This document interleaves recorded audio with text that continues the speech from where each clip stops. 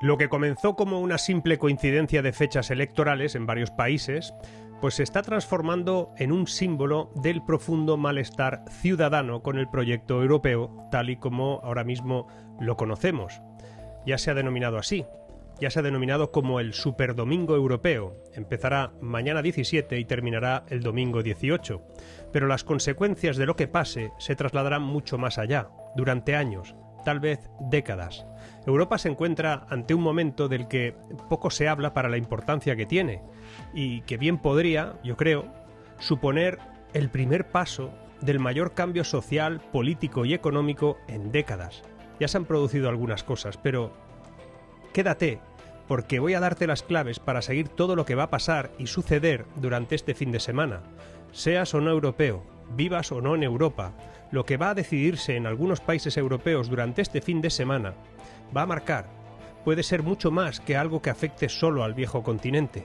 Puede ser un paso más que acabe afectando, estés donde estés, y que además tenga que ver con el principio del final de un modelo que está exhausto y que es casi feudal. No te vayas, porque lo de hoy también te interesa.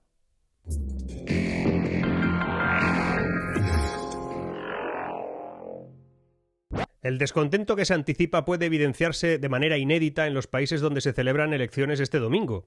No surge de la nada, sino que es el resultado de años de políticas que han incrementado la brecha entre las instituciones comunitarias y derivados y amplios sectores de la población que se sienten ignorados por Bruselas.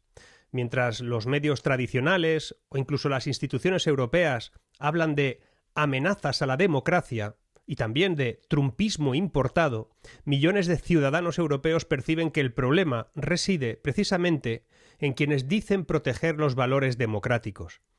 En ese contexto, además, el documento Protecting European Democracy and Our Values, elaborado por el Comité Especial sobre el Escudo Democrático Europeo, refleja la reacción institucional ante ese fenómeno creciente.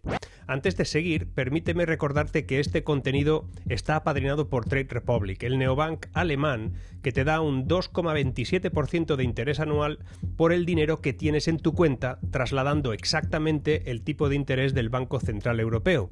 Y lo hace sin ningún tipo de condición extraña y además con pagos mensuales. Así, tal cual. Si buscas una app fácil con bajas comisiones y montones de activos para invertir, Trade Republic es lo que necesitas. Escanea este QR o usa el link que te dejo debajo de la descripción para que sepan que vas de mi parte. Pero volvamos. La pregunta central no es si la ultraderecha ganará terreno.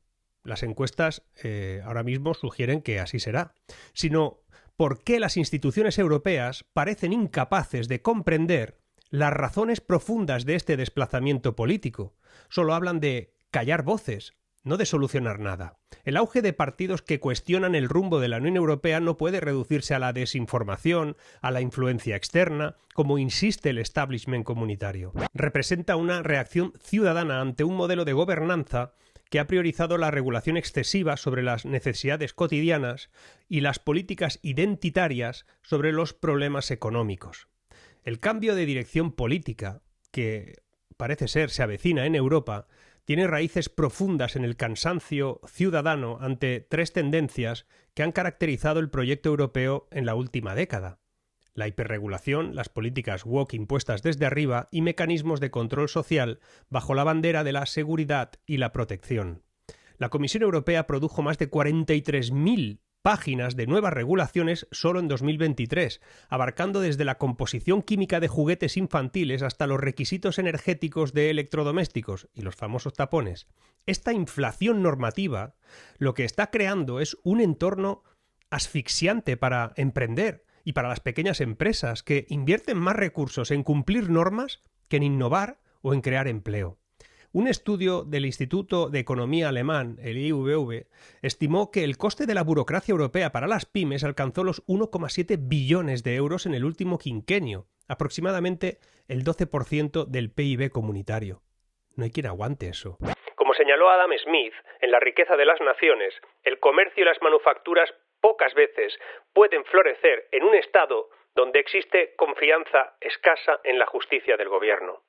La paradoja es que la Unión Europea, en su afán por regular cada aspecto de la vida económica, ha terminado erosionando esa confianza esencial. La Agenda Verde Europea, por ejemplo, aunque es noble en sus objetivos, por supuesto, se ha implementado con un ritmo y una metodología que genera resistencia entre sectores amplios de la población. Las prohibiciones de vehículos de combustión interna para 2035, las restricciones a calefacciones tradicionales o incluso las limitaciones agrícolas han sido percibidas por todo el mundo como imposiciones elitistas, desconectadas de la realidad social y la realidad económica de muchos ciudadanos, especialmente en regiones rurales, áreas desindustrializadas. Mientras ciudadanos europeos se enfrentan a lo que ha supuesto una inflación persistente que nos ha empobrecido en los últimos años, a dificultades para acceder a la vivienda asequible o sistemas sanitarios saturados, las instituciones europeas se enfrentan a eso dedicando considerable energía y recursos a impulsar agendas ideológicas percibidas como algo muy lejos de los problemas cotidianos. El desajuste entre las prioridades institucionales y las preocupaciones ciudadanas lo que ha hecho ha sido generar un creciente escepticismo hacia el proyecto europeo. Luego se quejan.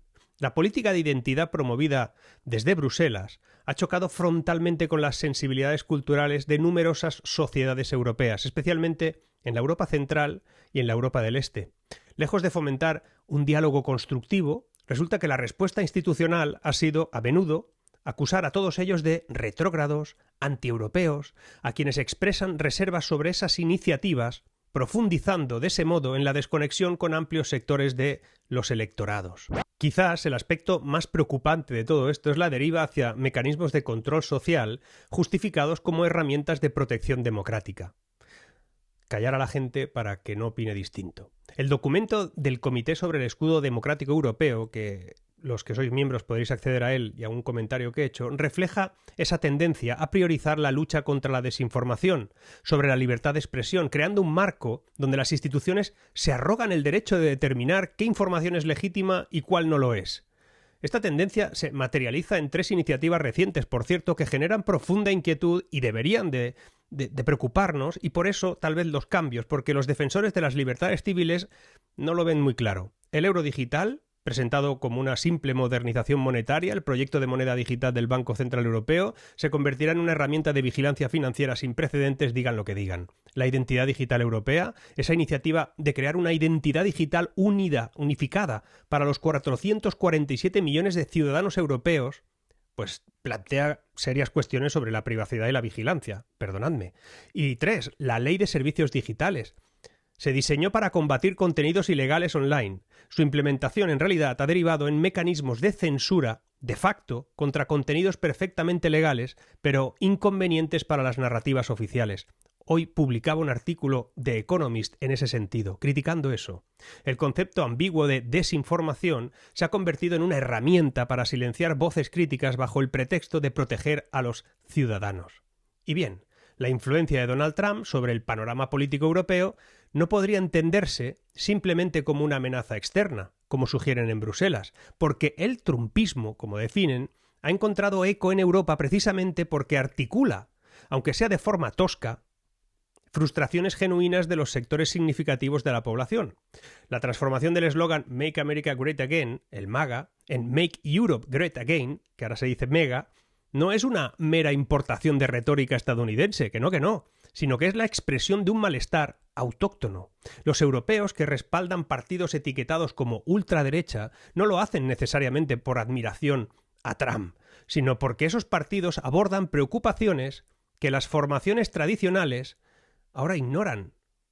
Ya hace tiempo que lo ignoran. La seguridad fronteriza, la preservación de identidades culturales locales, el rechazo a imposiciones ideológicas percibidas como elitistas, fuera de orden, y estar de acuerdo con algunas decisiones pragmáticas, de negociación o de querer que su país florezca de nuevo y se distancie de su inmediato competidor, China, no te convierte en un ultra, ni a votar a partidos de extrema derecha, solo te convierte en alguien que no lo ve todo blanco o negro, sino que percibe la realidad como algo complejo y con 256 grises.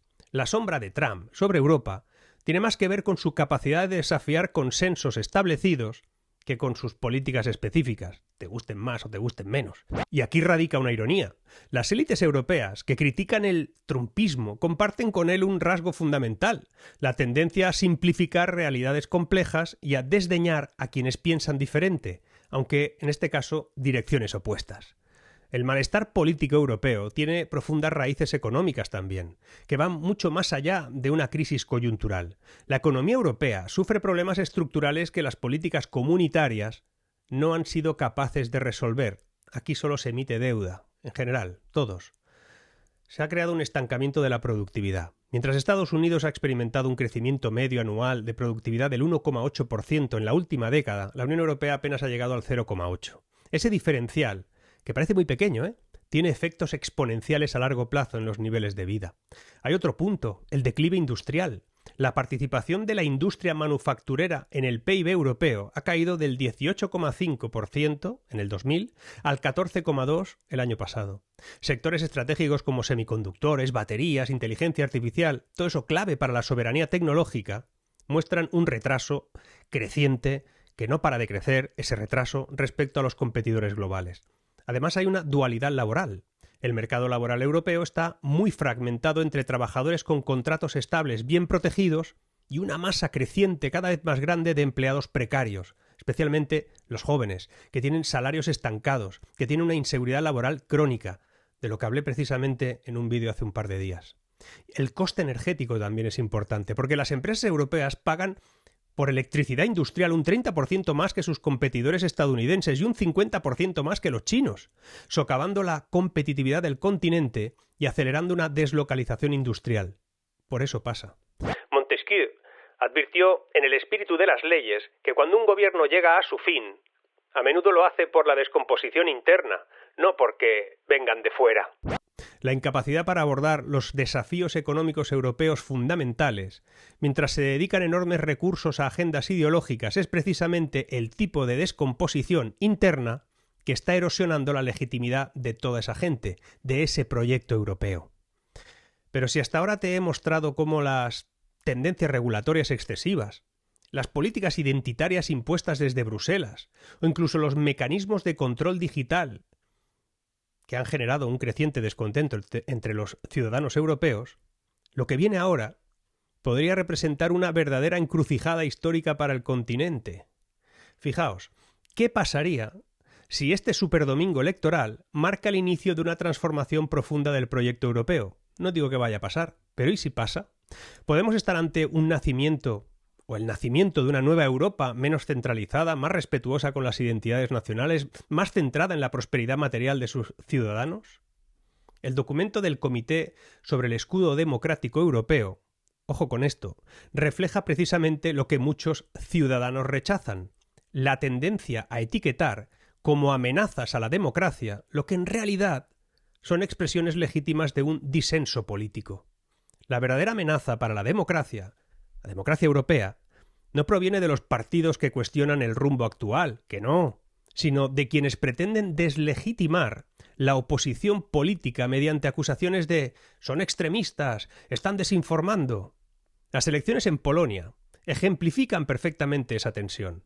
El enfrentamiento entre Donald Tusk, el expresidente del Consejo Europeo, y el representante del establishment europeísta, y el Partido Nacionalista Ley y Justicia de Polonia, no es simplemente una lucha entre progresistas y reaccionarios, como sugiere la narrativa mediática simplista. Representa dos visiones legítimas y contrapuestas sobre la soberanía nacional. Puedes estar de acuerdo en uno u otro, la identidad cultural y el equilibrio entre integración europea y autonomía estatal. La postura crítica del partido polaco hacia esas políticas de la Unión Europea, como la gestión migratoria, la primacía del derecho comunitario sobre el constitucional nacional, no constituye necesariamente un ataque a los valores democráticos fundamentales, sino una interpretación diferente del equilibrio entre soberanía nacional y cesión de competencias a instancias supranacionales para que esa gente de Bruselas determinen cosas que desconocen. La congelación de fondos europeos a Polonia por sus reformas judiciales ilustra precisamente ese problema. Estemos nosotros de acuerdo o no, los polacos deciden. Lo que Bruselas percibe como defensa del Estado de Derecho, muchos polacos lo interpretaron como una intromisión ilegítima en asuntos que corresponden a su soberanía nacional. Y es esa desconexión entre las perspectivas lo que precisamente alimenta el euroescepticismo. Es que puedes estar de acuerdo o no y no ser euroescéptico, si Europa lo entendiera mejor. Las elecciones del superdomingo no van a determinar por sí solas el futuro de Europa, que va, son países determinados, pero establecerán tendencias que podrían modificar sustancialmente el rumbo del proyecto comunitario. Se dibujan 3 escenarios posibles. Veamos. Resistencia del establishment. Si no les gusta lo que ha salido, las instituciones europeas y los partidos tradicionales podrían interpretar los resultados como una anomalía temporal, intensificando los mecanismos de protección democrática contra la desinformación y acelerando la integración en áreas controvertidas como defensa, fiscalidad, política exterior. Podría haber una reforma moderada, que sería un escenario intermedio que implicaría que el establishment europeo reconociera parcialmente las preocupaciones legítimas que impulsan el auge de las alternativas políticas, que modera la ambición regulatoria y que respeta más la diversidad cultural entre los Estados miembros. Pero también podría haber un tercer escenario, la transformación profunda, un triunfo contundente de fuerzas críticas con el rumbo actual de la Unión Europea, que podría iniciar una redefinición fundamental del proyecto europeo con un mayor énfasis en la desregulación económica, el respeto a esas soberanías nacionales. Este superdomingo electoral europeo no debería interpretarse como una amenaza a la democracia. ¿Qué va? Es democracia, van a votar, sino como una expresión de ella. Los ciudadanos europeos, mediante su voto, van a ejercer su derecho fundamental a determinar el rumbo de su sociedad. Etiquetarlos como desinformados, manipulados, extremistas, cuando sus preferencias divergen con el consenso establecido, eso sí que es antidemocrático. La verdadera Europa no es un proyecto burocrático gestionado desde Bruselas, no debería serlo, sino una civilización milenaria con raíces profundas en el humanismo clásico, en el cristianismo, en la Ilustración. Estos legados culturales, con su énfasis de la libertad individual, la dignidad humana y el pensamiento crítico, son precisamente lo que está en juego ahora, cuando instituciones lejanas pretenden determinar qué pueden pensar, decir o incluso comprar los ciudadanos. El futuro de Europa debe regresar a sus valores fundacionales: libertad sobre el control, diversidad sobre la uniformidad, prosperidad sobre la ideología. Los ciudadanos europeos no necesitan ser protegidos de sí mismos, mediante filtros digitales, monedas rastreables, documentos de identidad unificados. ¿Qué va? Necesitamos instituciones que respeten nuestra capacidad para tomar decisiones autónomas y que prioricen el bienestar material sobre las agendas ideológicas. Eso es lo que se está jugando. El verdadero escudo democrático europeo no debería consistir en comités que vigilen la desinformación, sino en ciudadanos informados, prósperos y libres que puedan debatir abiertamente sobre su futuro común. Si las elecciones del superdomingo, pasado mañana, nos acercan a ese ideal, deberían ser celebradas y no temidas por quienes realmente valoren la democracia europea. Europa fue una vez el faro de la civilización occidental, cuna de las ideas de libertad individual, democracia y derechos humanos que iluminaron al mundo. Sus pensadores revolucionaron la filosofía, la ciencia, las artes, mientras nuestro modelo económico basado en la innovación y el libre mercado generó una prosperidad sin precedentes. Y sin embargo, hoy, Europa ha perdido su rumbo entre burocracias excesivas y una complacencia que erosiona nuestra competitividad. Es hora de que los ciudadanos europeos retomemos el protagonismo de nuestro destino y recuperemos el espíritu emprendedor que nos definió siempre. La economía europea, que fue muy potente, ahora se diluye entre Estados Unidos, China, Arabia Saudita, Emiratos, la India. Esos se posicionan ventajosamente en las nuevas tecnologías, especialmente en la inteligencia artificial, por cierto. Los recientes acuerdos globales que excluyen a potencias como Francia, Alemania, ya nadie se sienta con nosotros. Evidencia un continente relegado a un segundo plano. Europa debe despertar y reclamar su lugar en este nuevo orden mundial tecnológico, redescubriendo los valores de la libertad y de la innovación que nos hicieron grandes. Tal vez, y por esto deberíamos estar atentos, parte de lo que pase este fin de semana, que te lo van a contar de muchas maneras y no serán reales, curiosamente, el fin de semana que se celebra el Festival de Eurovisión, marcará el mayor toque de atención a lo establecido hasta la fecha en Europa. El lunes lo veremos. Seguimos.